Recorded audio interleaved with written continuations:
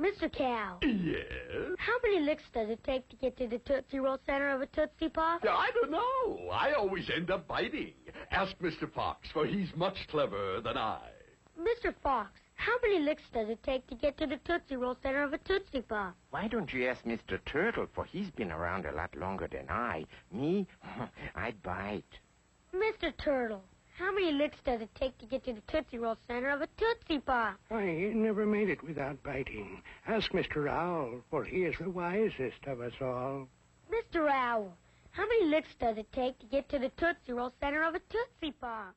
So today we are going to be doing a fun little experiment for our I Wonder video.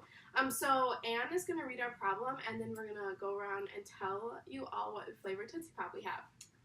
Okay, so our question today is, will it take a less number of licks to get to the center of a Tootsie Pop after eating? Okay, so Ashley, want to start off with your flavor? Sure. I have raspberry. I have grape. I have orange. I have cherry. And I have banana. And the people that are going to be testing the after we ate are Ashley and I, right? Yeah. Okay, and then you all are going to do before? Yes. Awesome. So let's find out. Let's unwrap, and then let's read our hypothesis. My wrappers. Oh, forgot I was doing. So our hypothesis is written on the board up here, and it just says, it will take a less number of licks to get to the center of a Tootsie Pop after you eat than before you eat, because your salivary glands are more activated because they were helping you break down your food. So we're going to see if this is true. So the way we're going to do this is we're going to record how many licks it takes till we see the center of the Tootsie Pop. So we don't have to get all the way to see it. Just when we see a little bit of it, then we're done. So we all just want to... And like the definition of a full lick is going to be like your mouth has to go around the entire Tootsie Pop, because otherwise if you only go to one side, it might make the experiment not as wholesome. So a full lick is like a full mouth lick. Okay. Great. I'm going to forget to count.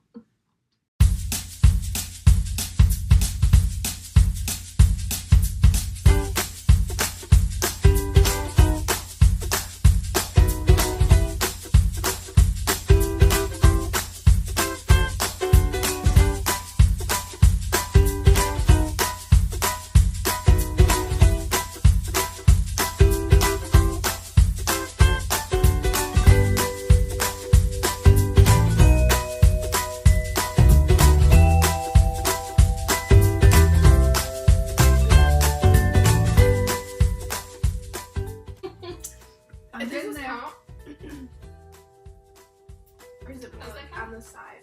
Let me see. On the side, in the right? In the middle. Oh. I feel like you've hit it. I feel like you've hit it too. Okay, so I'm at 63.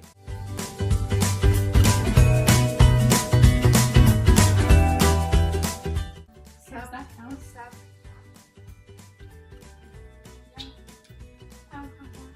Yeah. Okay, I'm at 80. Doom! Dang. Okay, I think mine's good. My lovely lollipop.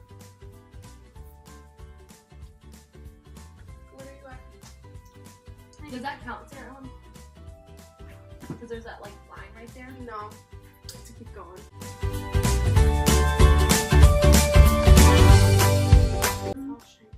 And yours is darker. And so it's like kind of hard to tell if you're just seeing it through the lollipop or if it's like coming through the I lollipop. feel like yours still looks really big.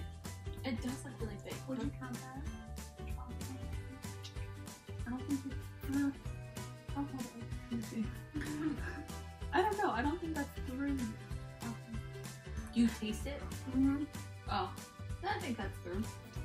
Okay, what do you got there? 78. So, our findings for today were that our hypothesis was true and that it took less licks for the people, or Ashley and I, it took us less licks to get to the center because we ate. We're going to assume that's because the other people didn't and it took more. So, let's go around and say just like how many licks it took. So, Sarah, do you want to start? It took me 78. It took me 80 and I had the cherry. It took me 92 and I had orange. It took me 63 and I had grape. And then it took me 71 and I had raspberry. So our hypothesis was right, which is really awesome. We can just conclude that it does take less number of licks to get to the center of a Tootsie Pop after you have eaten, because your salivary glands, or at least that's what one of the reasons why could be, because your salivary glands are helping you break down your food still, so they're still helping you break down the Tootsie Pop. Mr. Owl, how many licks does it take to get to the Tootsie Roll center of a Tootsie Pop? A good question. Let's find out. 1, 2, 3. Thank you.